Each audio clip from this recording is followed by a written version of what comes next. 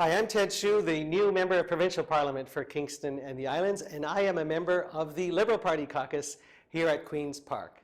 I would like to express my thanks to the people of Kingston and the Islands for choosing me as their representative in the Legislative Assembly of Ontario.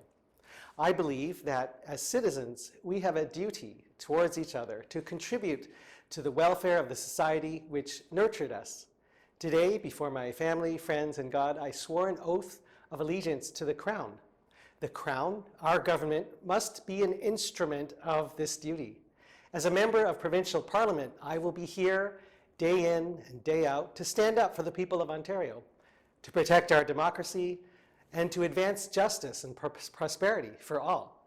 Faire progresser la justice et la prospérité pour tous les Ontariens, qu'ils habitent des régions rurales ou urbaines, qu'ils soient des âgés ou des jeunes, des mieux nantis ou des plus démunis, qu'ils puissent voter ou non.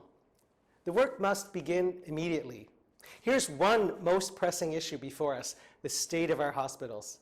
Since the spring, when the legislature was dissolved and the election campaign began, staffing pressures and shutdowns have gotten predictably worse. As my colleague, interim Liberal leader John Fraser said, every lever must be used to relieve pressure on Ontario's health system, and the time to act is now. But as my colleague, MPP Dr. Adil Shamsi noted just a couple of days ago, Doug Ford and Sylvia Jones are consistently nowhere to be found. This summer of emergency room closings hasn't felt like an emergency for Premier Ford's government. There's no excuse for this lack of proactive leadership. We saw it during the pandemic, and it's continuing on. The only way to describe it is Premier Ford is leading from behind. And it's not just in healthcare. The economy and its workers are in a precarious state. People are reeling from inflation compounded by the continued lack of affordable housing and now rising interest rates. Small business bankruptcies are up over 30% this year. We have an energy supply crisis knocking on our doors and a climate crisis that is already the elephant in the room. Affordable childcare isn't in place by a long shot, and many kids' education and development have a long road to make up for the pandemic disruption. Their teachers need help.